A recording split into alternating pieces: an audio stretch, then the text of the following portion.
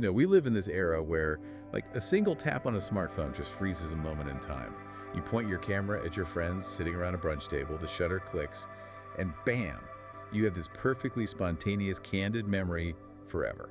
Oh, absolutely. We prize that effortless, accidental look. I mean, we really like to believe we're just capturing life exactly as it unfolds without any interference. Right. But then you encounter a piece of art that completely shatters that illusion. An image that feels so utterly casual, so genuinely spontaneous, that you would swear the artist just, I don't know, stumbled upon a weekend party by accident and snapped a photo. Yeah, you look at it and think, oh, this is just a quick snapshot of a good time. Exactly. But when you actually peel back the layers, you realize it is engineered with the precision of a Swiss watch. So welcome back, learner. Today, our deep dive mission is to take the single source provided to us about Pierre-Auguste Renoir's 1881 masterpiece, Luncheon of the Boating Party, or El Almuerzo de los Remeros, and extract its most fascinating secrets. Because the goal today isn't just to look at a pretty painting, right?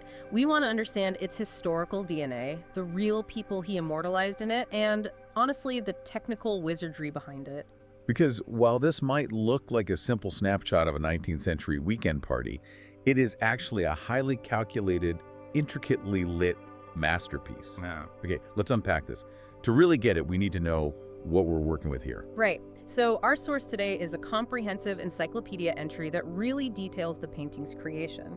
It covers the specific subjects in the frame, the underlying geometric and luminous composition, which is fascinating, and its entire journey from an 1882 exhibition all the way to its current home at the Phillips Collection in Washington, D.C. It's a great source. And to start to really understand the DNA of this image, we have to start with the dirt beneath their feet, like where exactly is this party happening? Well, according to the source, we are positioned on the terrace of the Maison Fournaise restaurant. This is situated right on the banks of the Seine River in Chatou, France. Right, Chatou. Yeah, and the source makes it clear that the painting radiates this climate of popular joy. The location itself is crucial to that vibe. It was a place for Parisians to escape the city, rent a boat, and just relax. I always picture it like one of those trendy modern-day riverside pop-up bars. You know, the ones where everyone wants to be seen, maybe grab an expensive drink on a sunny weekend. That's a really good analogy, actually. It was definitely a destination spot. But looking at the timeline the source gives us, I have to question his motives a bit here. It mentions Renoir had already painted this exact location in this rowing theme back in 1875, right? With a piece called Déjeuner chez Fournaise. Yes, he did. And that super joyous, crowded vibe. He already did that in 1876 with his famous dance at Le Moulin de la Galette. So my pushback is, was Renoir just repeating his greatest hits here? Was he kind of out of ideas and just playing the hits for an easy paycheck? It's a fair question, but no, it's actually the opposite. Rather than repeating himself, Renoir was returning to a familiar, beloved setting to truly master it. Oh, interesting. So it wasn't just a rerun. Not at all. This specific location on the Seine allowed him to capture a very specific slice of Parisian leisure life. He wasn't just copying his old work, he was elevating it, bringing all his refined skills to a subject he already knew intimately. So if this was the absolute it spot on the Seine, who exactly was lucky enough to get a seat at Renoir's table? Because these aren't just random strangers, are they? No, they definitely aren't. Every single person in this painting is a specific individual that Renoir chose to include. It's like the ultimate VIP guest list. Learner, if we look at the source, it identifies this incredible cast of characters. Let's start in the left foreground. There's a woman sitting in a sunbeam playing with a small dog. Right, that's Aline Charigot, and she's actually Renoir's future wife. Which is such a sweet detail to tuck in there. Uh-huh. And then over in the right foreground, you have Gustave Caillebotte. Now, he's a famous painter himself, but he's also a massively wealthy patron of the arts. Yeah, and he's depicted wearing a boater's shirt, but he's deep in conversation with an actress, Angèle, and a journalist, Adrienne Maggiolo. Exactly. Yeah. And then right in the center, you have another actress, Ellen Andre, drinking from a glass. And the source notes, she was a highly sought-after model. She didn't just pose for Renoir, she posed for other heavyweights like Degas, Manet, and Jouvet. She was very well known in that circle. She was like the it girl of the 19th century art scene. Oh. And it doesn't stop there. In the background, you have the restaurant manager's family. There's the son in a white shirt looking over the crowd, and his sister, Alphonsine, leaning on the railing, just listening to Baron Barbier. Plus, you've got Renoir's personal friends, Lestringas and Lotte, chatting with yet another actress, Jeanne Samary. It's just packed. You have working-class restaurant kids, wealthy barons and patrons, famous actresses, and journalists. What's fascinating here is how Renoir synthesized all these different social circles into one seamless, egalitarian gathering. You have patrons, journalists, actors, and boat workers, all sharing the same space, the same leisure.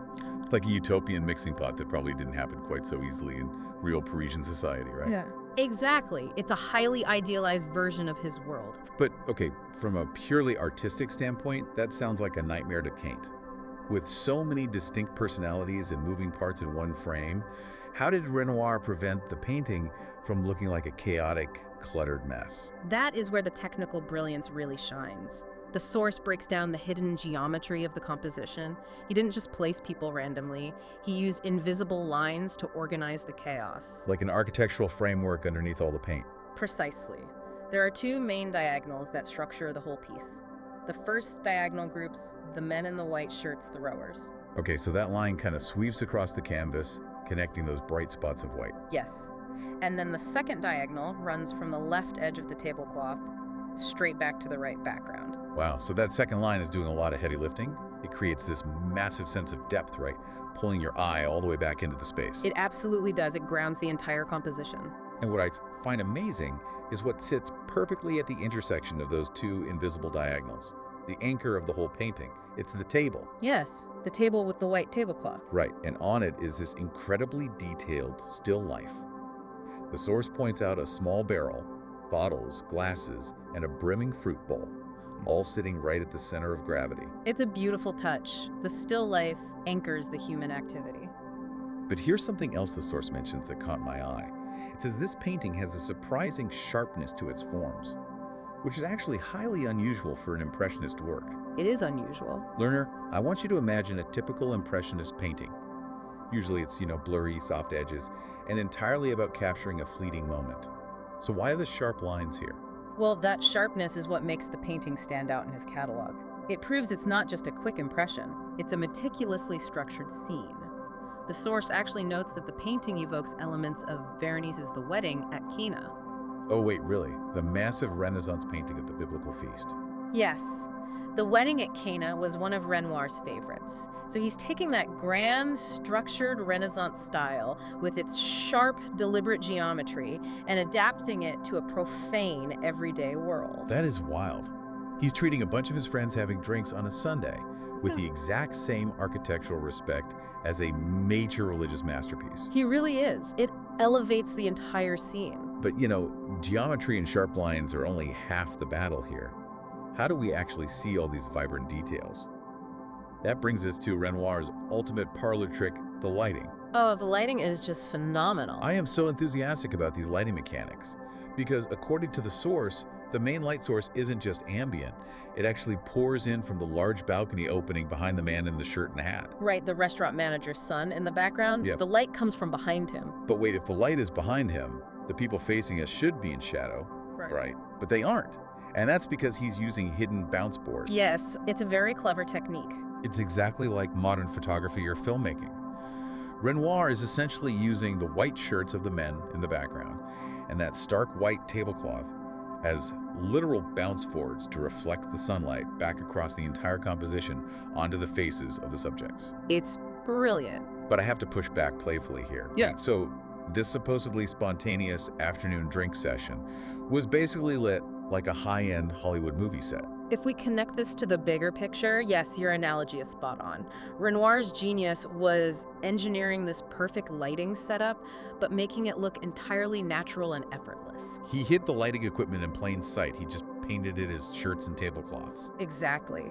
He perfectly calculated how the light would reflect off those white surfaces to illuminate the faces, but to the viewer, it just feels like a bright, breezy afternoon. Okay, so this incredible combination of social documentation, geometric structure, and engineered Hollywood lighting clearly work. It's a masterpiece. So what happened to the painting after the paint dried? Where did it go?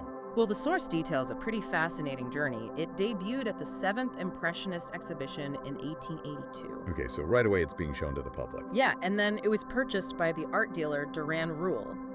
And he didn't just keep it in a back room, he took it on a global PR tour. A world tour for a painting. Exactly. He brought it to London, New York, Boston, and beyond, really cementing its international fame. And it obviously gained immense value on that tour. The source mentions that in 1923, an American collector named Duncan Phillips purchased it. And the price tag, $125,000. Which was a staggering sum at the time. I mean, even today, that's a lot of money, but in 1923, that is just an unbelievable fortune for a piece of contemporary art. And that's why he now lives at the Phillips Collection in Washington, D.C., right? Correct. It became a foundational piece for that museum. But its legacy isn't just locked up in a museum.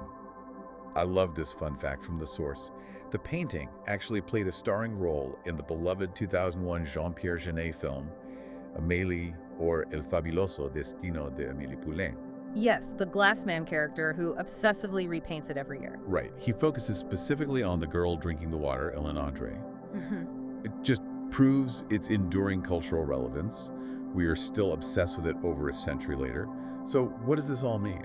I think to summarize it gracefully for the listener, what seems at first glance to be a simple, joyful snapshot of friends having lunch by the river is actually a masterclass in geometric composition, complex light reflection, and social blending.